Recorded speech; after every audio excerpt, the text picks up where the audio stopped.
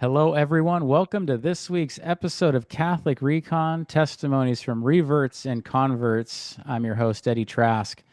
This week's guest is Joseph Pearce, who is an author, historian, scholar, and you have to check out his website when you get a chance. Maybe even while I'm doing this interview.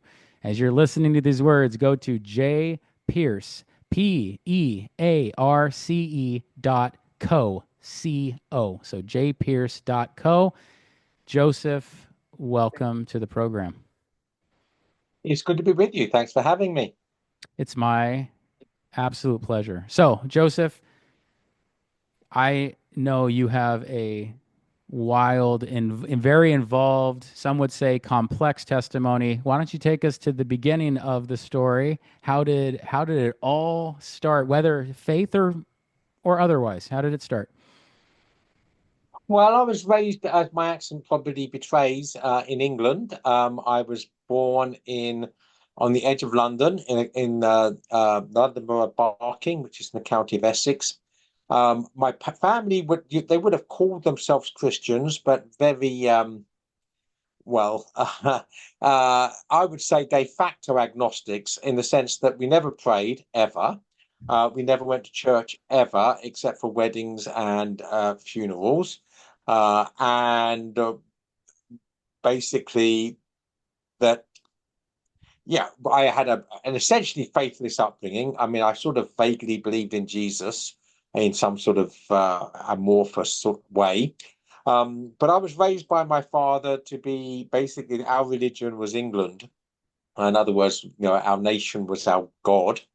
And my father used to say that there are only three types of people in the world. He says there are Englishmen, there are people who would like to be Englishmen, and there are those who don't know any better. Now, he was had his tongue in cheek and he was a bit whimsical, but nonetheless, deep down, I think he really believed it. So I learned my knee jerk, shall we say, bigotry at my father's knee. He was also very racist. He resented, I mean, with that understandable reason, the changing color of our neighborhood. There were a lot of Muslims and Sikhs moving into our neighborhood. And so I was raised to be a racist, raised to be sort of somewhat supercilious as an Englishman. So at the age of 15, I joined a white supremacist organization in England called the National Front, became very involved in that organization, edited a magazine called Bulldog, became the youngest member of its governing body and the first and chairman of the youth movement, the Young National Front, and was involved in many violent demonstrations and went to prison twice for editing that magazine and spent my 21st and 25th birthdays in prison. So I was involved in radical white supremacist politics from the age of 15 to the age of about 26. So going back to before you got involved in that, you said your father had obviously an influence, kind of shaped your worldview. What was so attractive about that movement at the time? Well, I mean, I would say, first of all, I need to sort of, I always feel guilty if I don't sort of try to nuance this. I had a very loving relationship with my father. He was, for the most part, a very good man. For instance, he hated in the abstract and loved in the concrete. He loved people, irrespective of the color of their skin or anything else. He resented immigration. He was a racist against non-whites and non-English people in the abstract, but if anybody he met as a person, he loved. And he also taught me swathes of Shakespeare. He loved Shakespeare, so he used to recite Shakespeare and other English poetry to me. I learned that at my father's knee as well. So many good things as well as the bad things. I want to make that clear. But I was at 15. I was idealistic, and I sort of put all my passion behind what I thought was the fight to free my country from a foreign invasion, which is the way that I saw it.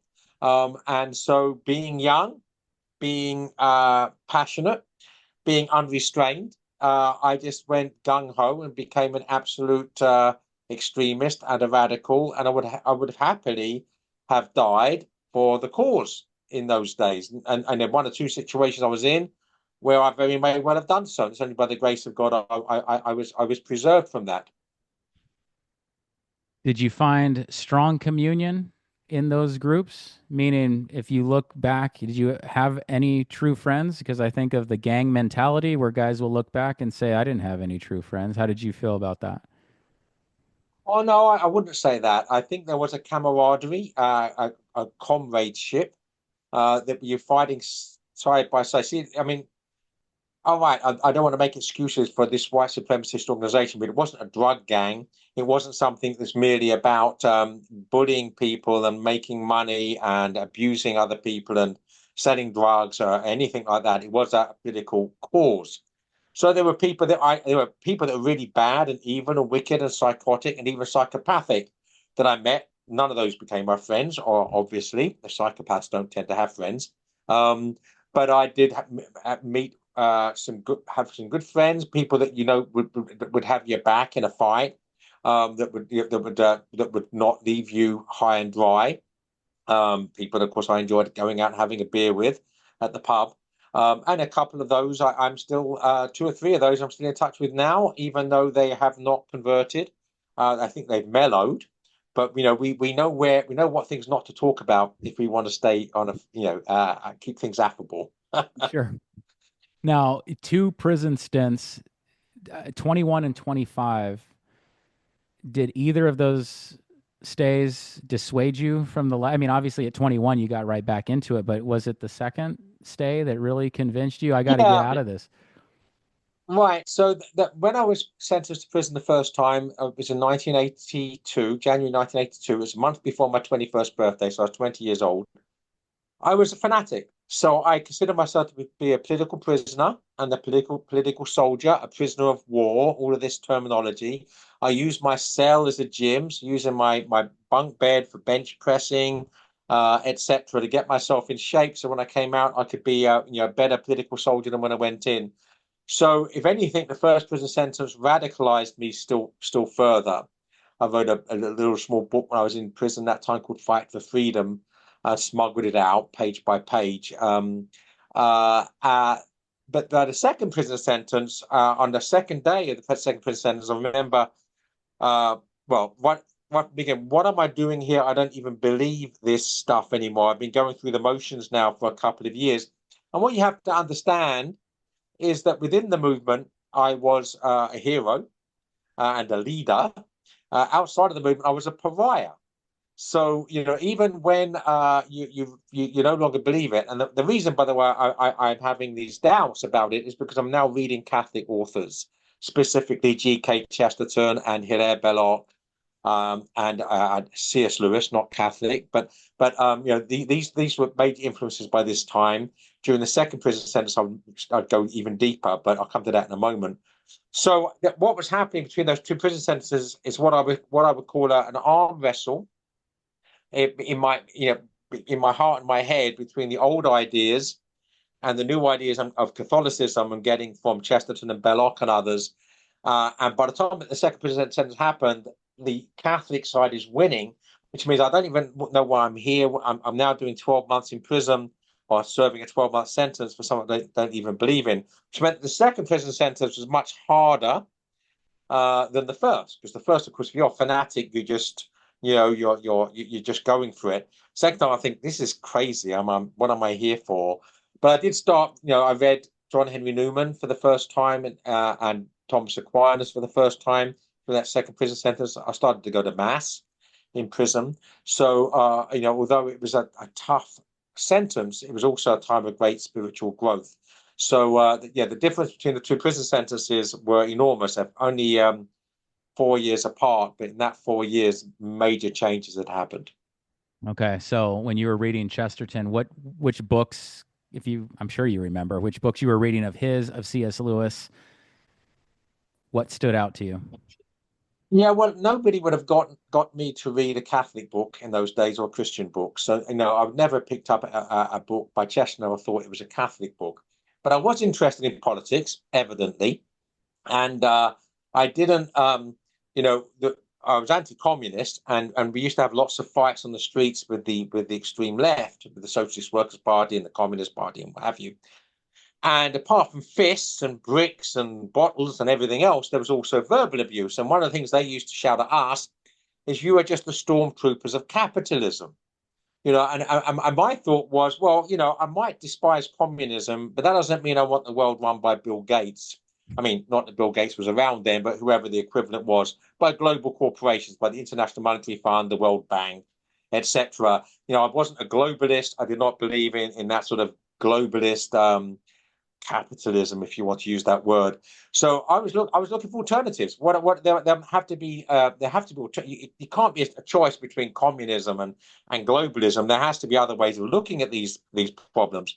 And someone said, if you looked at the economic and political ideas of G.K. Chesterton and Hilaire Belloc, and of course I hadn't, but they said I should read this person said I should read one particular essay by Chesterton, and that essay was called Reflections on a Rotten Apple, which was on politics, economics. He said it's in a book called The Well and the Shallows. So I buy the book. And I remember it being very expensive. It was out of print and it was still in its dust jacket. It was published in 1936. This is 1980 probably. So it cost me a lot of money. And I thought, well, if this chap Chesterton is worth reading, rather than just go straight to I spent a lot of money for just one essay, I'm going to read the book. So I started at page 1 and started reading. I'll get to the essay when I get to it. That book is a defense of the Catholic Church. The titles, The Well is the Catholic Church. It has depth, profundity, life-giving water, and The Shallows is everything else. So that's the theme of the book, The Well and the Shallows. So I'm reading this, and of course I'm not agreeing with everything Chesterton says. On the contrary, but I couldn't help liking him, if I can fast forward to how I first read C.S. Lewis, because it's connected. I was in a secondhand bookshop used bookstore in London, and just browsing, and my eyes fell on this book by someone called C.S. Lewis. And I knew nothing about him at the time, except that he'd written a children's book called The Lion, the Witch, and the Wardrobe, which I hadn't read.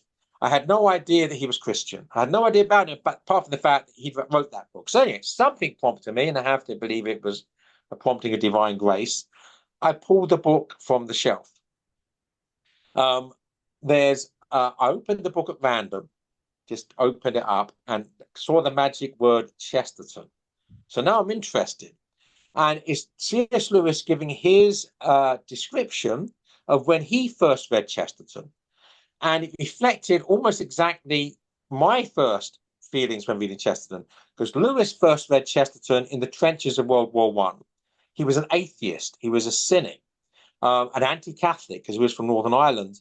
And he says, you would have thought that Chesterton, being a Catholic, would have been the least conducive to what I believe. He said, but I couldn't help liking him. He said, I liked his sense of humor. I liked his goodness. It was almost like, he said, it was almost like falling in love with someone you had no intention of marrying. You didn't want to live that lifestyle, but nonetheless, you sort of liked the person. And I'm reading this, I thought, yes, this is exactly what I felt. And I thought, well, Lewis is even better than Chesterton because he gets Chesterton without being a Christian, right? And then I start reading the book. I buy the book, take it home, start reading the book. And this is a book called Surprised by Joy. I don't know if you know it, but it's C.S. Lewis's autobiographical account of his conversion. So when I read it further on, it's clear that Lewis is becoming closer and closer to Catholicism. He reads Chesterton's book, The Everlasting Man, and that's a major milestone on his path to conversion. So I'm reading it and I realize I'm actually almost as if I'm being cornered. Everywhere I turn, there are these writers that I love who are converts to Christianity or Catholicism.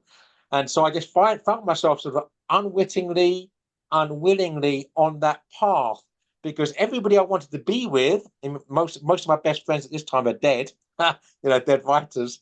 And those I wanted to be with that sort of made me feel good and seemed to be reaching parts of my being that I clearly was feeding a hunger were Catholics and in the case of C.S. Lewis, Protestant Christians. So that's where I was, having been on this journey for 4 years during that second prison sentence. Wow. Okay. You were going to master in the second prison sentence. I thought that's what you said. So I started to go to mass during that second prison sentence. Okay. So as you're coming out of prison, that's a very interesting thing, actually. If I may say, is that when you're processed, when you go to prison, you're processed, right? So they ask you all sorts of questions. So, they want to find out if you're a drug addict or an alcoholic or, what have you, whether you have certain diseases. So you get this question. And one of the questions they ask is, what's your religion? So at the beginning of the second prison sentence, I wasn't expecting the question. The question took me by complete surprise. So I said Catholic, because I thought, well, if I'm anything, that's what I am now. And that means, if you're a Catholic, you get a red card outside your door as opposed to a white card if you're an Anglican. So I was labeled and I was officially a Catholic in prison long before I became a Catholic, in any real sense. What? So they mark you. Oh my goodness. Mark your cell. So how was the transition from attending mass while you are serving the second sentence to being on the outside? Was it fairly seamless? Did you have the same zeal that you were starting to experience in those Well, later what years? happened when I got out? I mean, there was a sort of a twilight zone because obviously I came out as a hero. So I sort of went through the motions in a very lackluster way. And I think a real thing that put it home to me actually is that we got lots of fights in the streets, and I was involved in the election campaign in southeast London, and we were ambushed by a group of Marxists. And a friend of mine, he was smaller than me, but actually quite threw a good punch. But he's from Northern Ireland Protestant. Um, and we were ambushed, and I ran, and that'd been the first time I'd ever run. I would always stand my ground and what have you, and I ran because my heart wasn't anymore. I think I didn't really want to be there. Why would I want to put my life on the line for it? But when I turned back, I'd left my friend high and dry, surrounded by these enemies. And it made me realize, that my heart's not in it. I'm no good to anybody now. I'm becoming a coward. Um, so that this was that twilight zone told you about. So what I had to do in the end, there was no choice. I needed to make a clean break from all my friends, from everybody I knew, from London, where I'd been living, basically all my adult life, and I moved to a backwater in England called Norfolk. It's about 110 miles north, east of London, and it doesn't go anywhere. If you know a map of England, it's that pregnant lump northeast of London. So the top of that, I mean, it doesn't lead to any. No one goes to Norfolk in order to get anywhere else. That's the point. So it's literally a backwater, agricultural area, quiet, peaceful, and that's what I needed. Some peace and quiet at this time to sort of get myself together. By the grace of God, I wasn't getting myself together. Who am I kidding, right? So that's why I moved and started afresh. And that was when a year after that was when I was received into the church on St. Joseph's Day, 1989. Okay, so that went very quickly. So did you have connections with friends, family during that period of time? Was it just a big, intense period of study? I mean, that moved very quickly. So, Yeah, so I once I moved to Norwich, I knew that the one thing I wanted to do was to become a Catholic. This was my purpose in life. I wouldn't say I wasn't going to daily mass, but I was going to mass several times a week, even though I wasn't obviously a Catholic. I didn't drive, so I had to cycle. So 5 miles or some 10-mile round cycle to go to mass.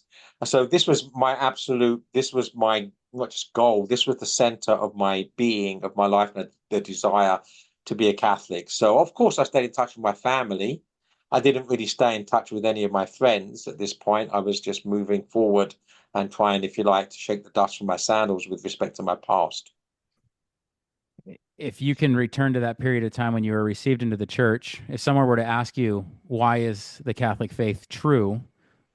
Can you answer that question? But also, if I were to ask you that question now, would you give a different answer? And how would you compare the two? I'll ask the easy part first. The second part, which is no, I wouldn't give a different answer.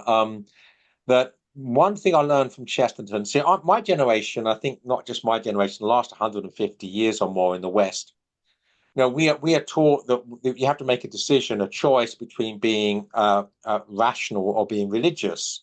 That the two somehow are opposite or opposed, and never the twain will meet.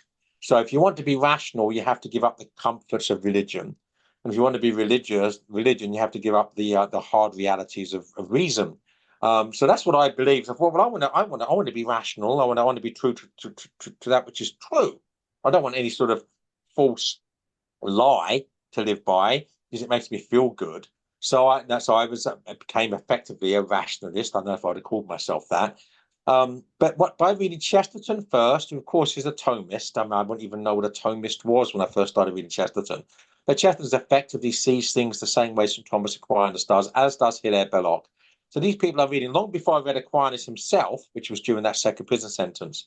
I was becoming, if you like, infused with a Thomistic understanding of reality through the reading of Chesterton and Belloc. And one of the key things about that, and C.S. Lewis, Mere Christianity especially, the idea that fides et ratio, that faith and reason are actually indissolubly married, and far from them being opposed, that if you actually try to divorce them, if you become irreligious, you also become irrational.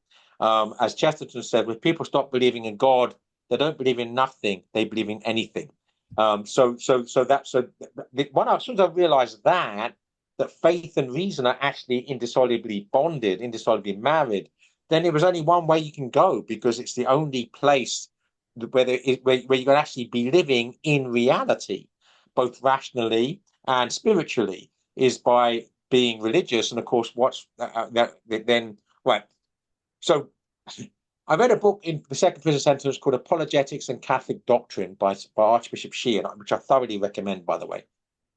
The first part of the book is the philosophical proofs for the existence of God, so reason. And then the second part of the book is, well, now that we've ascertained that God exists, could he reveal himself? Well, yes, he could. And then, did he reveal himself? And then the second part of the book, of course, is theology, showing how God reveals himself, and through the covenant with the Jews, and then ultimately through the incarnation and person of Jesus Christ, and then the church thereafter.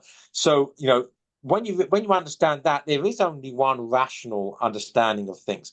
And I would say one other thing, another very important book to me, which was I read, I think, just in the months or so before my conversion, was a book which I also recommend, called The Spirit of Catholicism by Carl Adam. And this blew me away, because that's about ecclesiology. And it allowed me to realize not only is the Catholic Church not a human institution, except in an accidental sense philosophically. The Catholic Church is the mystical body of Jesus Christ. And the largest part of that body is in heaven. In other words, the church triumphant, the church in eternity, the church in victory, the church in the intimate presence of the triune God and the person of Christ.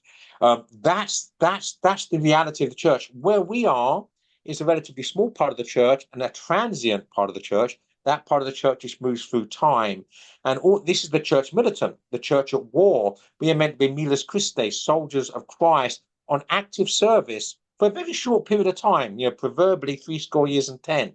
I'm 64. I'm looking to the finishing line. That when you realize that the church is the mystical body of Jesus Christ, the church triumphants by far, the larger, in terms not just of numbers of souls, angels and men, but also in terms of the fact it's eternal, right? It's not rooted in time. It's outside of time and beyond time.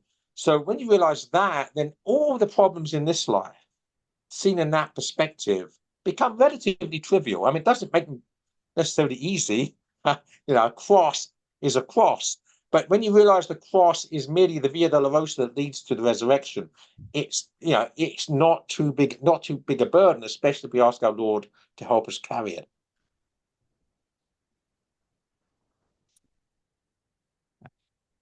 How did you? I want to jump forward. I don't know when you were introduced to Tolkien's work, but I definitely wanted to get into that. What year was that, if you remember? Yeah, one of my favorite questions I give talks on the Catholicism of the Lord of the Rings all the time, all over the world, just all over the United States, all over the world, Chile, Portugal, etc. But one of my favorite questions is, when did you first read The Lord of the Rings? Because my answer is, it was during my second prison sentence. And those that don't know that I've been to prison, they laugh because they think it's a very funny joke, And I said, no, it was actually during my second prison sentence, because, I've been meaning to read Lord of the Rings.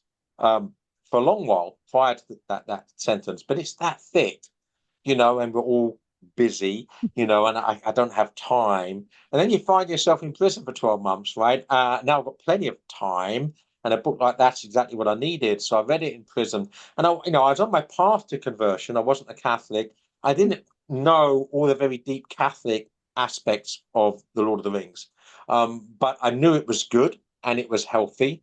And although I wouldn't have called it that at the time, holy. So it was an edifying book that helped lead me in the right direction. And has your understanding of that book changed over time? Has it presented many layers over time?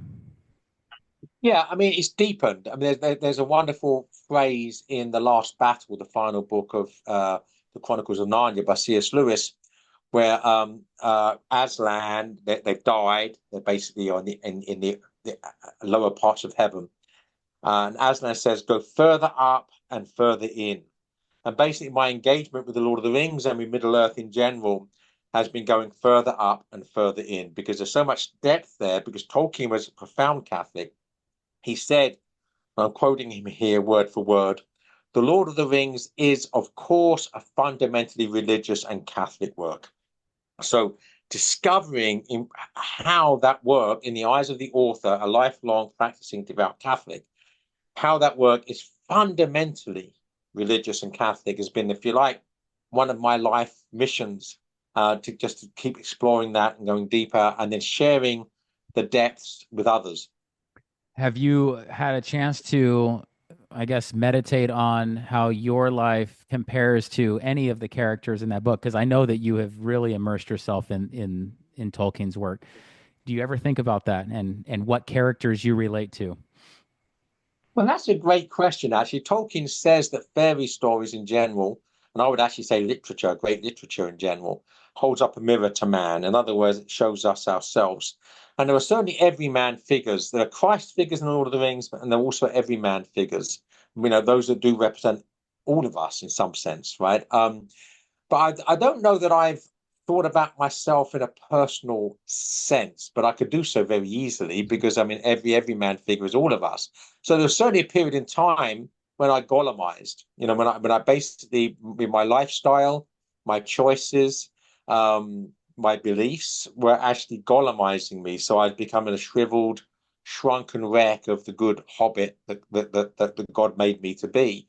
So certainly there was a period of my life for several years when I was Gollumizing myself, becoming Gollumized. So absolutely, that's an aspect of the story, which is why I think that Tolkien sympathizes with, and we meant to sympathize with Gollum, because they're, but for the grace of God, go all of us, and some of us might have actually already gone there, but by the grace of God, didn't go all the way with Gollum. We got out of it. The other obvious character is Boromir. He's the other one that represents us in a very deep sense, because he's the one that will use the power of the ring for good, right? And that's a temptation for all of us, that if we have the power to do something, even if it's wrong, but we think it will do good for others, or it's the better of two evils, we can justify, rationalize, then we will basically become sinful, believing that it's a good path. Right, I'm a good person, even though I know I'm doing things that are not good. So that Boromir option, as I called it, this temptation to use the power of evil for greater good. And to be fair to Boromir, he wants to use it not for selfish reasons. He wants to use it to save his nation, right? To save his people from the army of Mordor. Now, Ronald Reagan said during the Cold War, he called the Soviet Union the evil empire. And it was an evil empire, but I'll say an evil empire because it doesn't compare with the evil empire of Mordor, where the actual commander in chief is not a Soviet commissar, but a demon. Right? Sauron's actually a demon, and we're told the greatest of Melkor is Satan. So Sauron is the greatest demon after Satan himself. He's the commander in chief of this army. It's an army of orcs, right, that are not human, that have no desire to be good or true or beautiful. So that's the army, and it far outnumbers, and in terms of weapons, it outguns, shall we say, Gondor, Minas Tirith, there's no chance of his nation surviving. But then we have this weapon, right? So that's what he says, it's a gift. It'd be foolish not to use it. And when you put it that way, you start to think, well, he's got a point. Like, it's the only hope. Why not? But then, the wise know that if you use evil means to a good end, right, you become evil. So if he were correct, if the ring was powerful enough to defeat the armies of Mordor, what would happen is that Gondor would become an evil empire under the power of sin, under the power of the ring, right? So it would be better, quite frankly, for Gondor to die to the last man and be wiped out, fighting gloriously for the good, the true, and the beautiful, than to defeat evil by becoming evil. That's the real conundrum there, the real power of the parable, shall we say. And that's something that we all face, right? We all have choices where we can do something objectively is wrong, but we justify it because there's a greater good, as we would say, in doing it. Good. That's absolutely fascinating. Thank you for that. Are all seven sacraments represented in the Lord of the Rings? Tolkien. If you ask Tolkien that question, I'm almost certain he would say no. And the reason is that he would argue, and it's correct, that his work is not a systemic allegory where he's trying to project it forward. In actual fact, complete the sentence I said earlier, The Lord of the Rings is, of course, a fundamentally religious and Catholic work, unconsciously at first, consciously in the revision. So he didn't set out to write an allegory. I'm going to put all these sacraments in there. So if I looked at it, I would say probably no. I'm sure some people have looked at it and said yes. But the key thing about the Lord of the Rings is that the ring is destroyed on March the 25th. This is crucial because Tolkien's a medievalist. He understands that March the 25th is not merely the Feast of the Annunciation, which is crucial. The Feast of the Annunciation is more important than Christmas, right? Because life begins at conception, not at birth, right? God becomes man on March the 25th, not December the 25th. The incarnation happens on March 25th, not December 25th. So this is the important feast day in itself. But what most people don't know is the early church and the medieval church believed, and as far as I'm concerned, I still believe until I'm told otherwise, that the date of the crucifixion was March the 25th. So, we don't assign a particular day for Good Friday because it's a movable feast. So we don't think about a date for Good Friday because it doesn't have a date liturgically. But the crucifixion happened on one particular day in history. And the early church said it was March 25th, and they're closer to the event than we are. So the fact that the Annunciation and the crucifixion are both on March 25th, and this is the date on which the ring is destroyed. And all of a sudden, that unpacks the rest of it, because what's destroyed by the incarnation and the crucifixion, by God becoming man and God dying for us, coupled, of course, with the resurrection, is the destruction of the power of sin. So in that case, the ring is sin. The ring is synonymous with sin, which means that we see the power of sin. When you put the ring on, right, you become invisible to the good world that God made. You excommunicate yourself. You become more visible to the demonic world in which you have now entered, and you become under the dominion of the Dark Lord because you're in his world. While you have that ring on, while you're in a state of sin, you've turned your back on God, you're in his realm. So you say that, but then instead of being a ring wearer, you become a ring bearer. You carry the burden of sin without sinning, which is what Frodo does. You're a cross bearer, which is why Frodo Baggins leaves Rivendell on December the 25th and arrives at Mordor. Arrives on Mount Doom, Golgotha, on March the 25th. So Frodo Baggins' journey from Rivendell to Mount Doom is the life of Christ from his birth to his death. So when you understand all that, then you begin to realize this is a very powerful parable ultimately about salvation history and our own redemption. Oh, Yeah, I think of the ring representing sin. I think of Bilbo, where there's a parallel, I believe, to Saint Augustine, where he says, "Make me chaste, but not yet." I think I'm just going to put this ring in my pocket. I'm not going Yeah. to destroy it. I'm going to put it in my pocket for safekeeping. It's it's unbelievable. Okay, so I want to go back. I needed to geek out a little bit on Lord of the Rings, but I want to go back to your conversion. So you said 1989 received into the church. It's hard to condense multiple decades, but what has been your aim? What has been, and I'm sure it has evolved, but what has been the main aim, your call to help the church in the capacity that God has given you?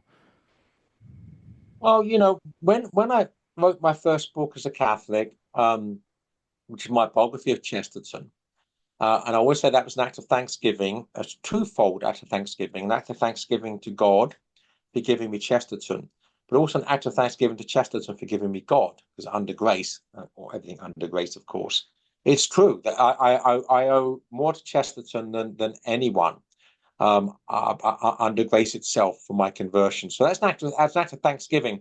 But I remember before I got a publisher, I remember praying. I remember saying to God, look, I've done a lot of harm in my life. I've been a bad man. I've done bad things. Um, if this book were published and it would reach people, I would feel at least I've done something good and positive in my life.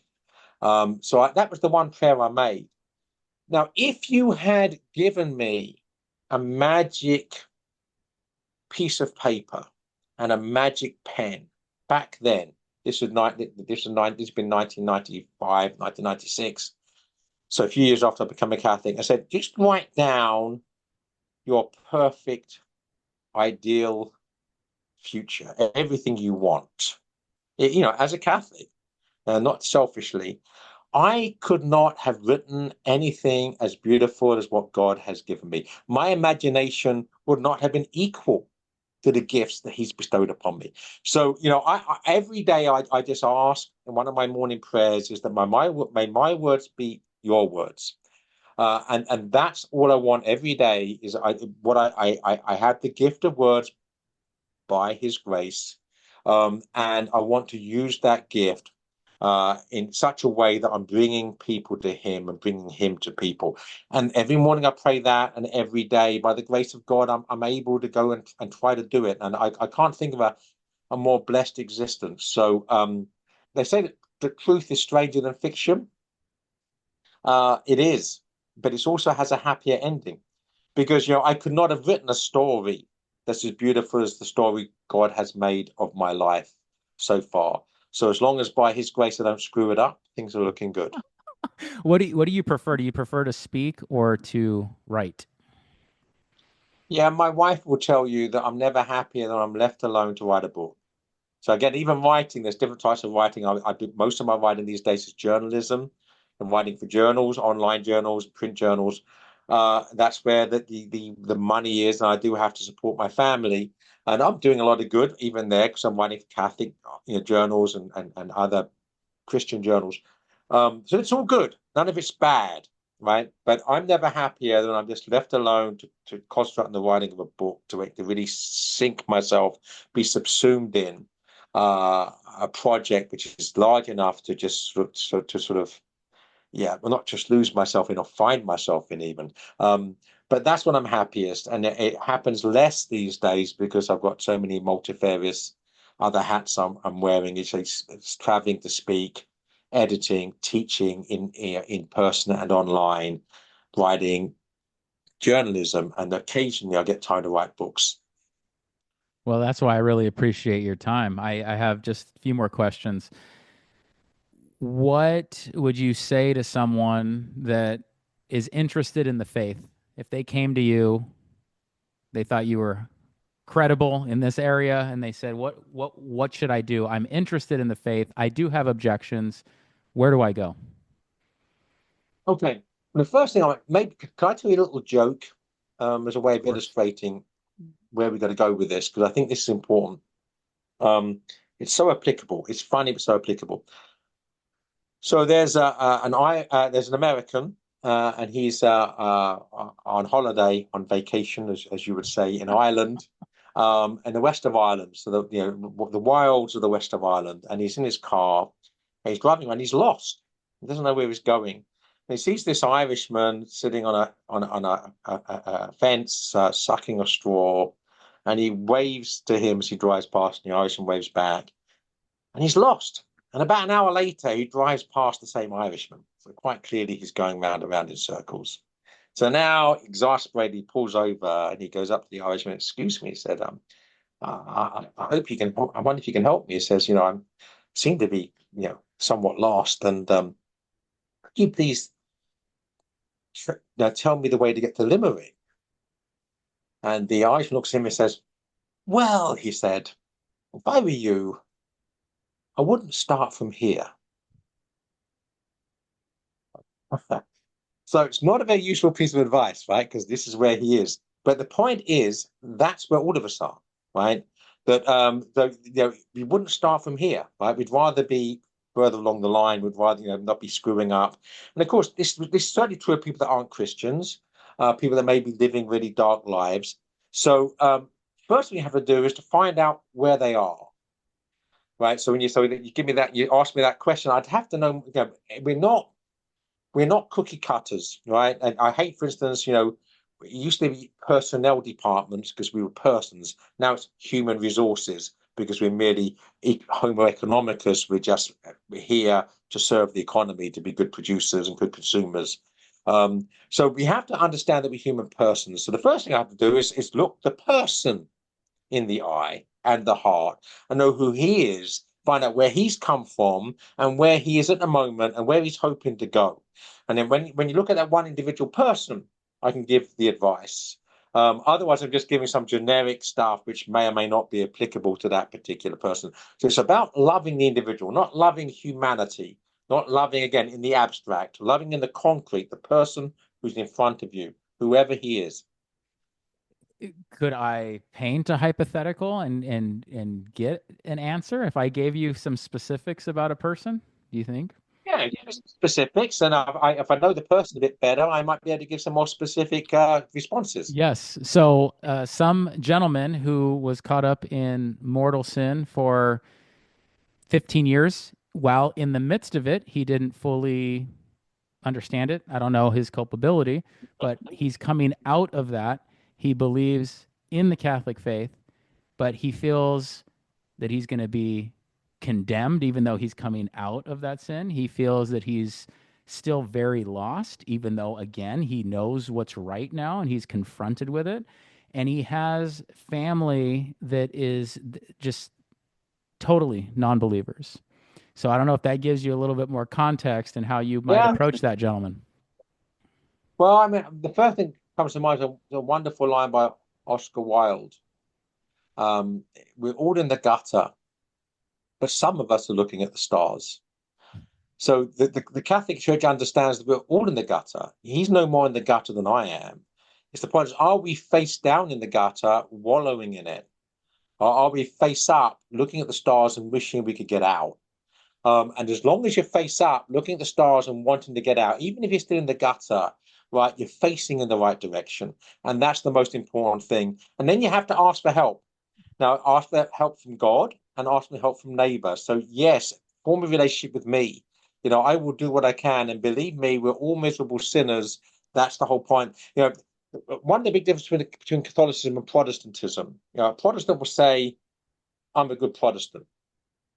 Right? A Catholic will never say I'm a good Catholic, right? Because we all know we're bad Catholics, right? We're all miserable sinners. And the reason so Catholics go to mass, Protestants might go to chapel to show that they're better or more God-fearing or saved, right?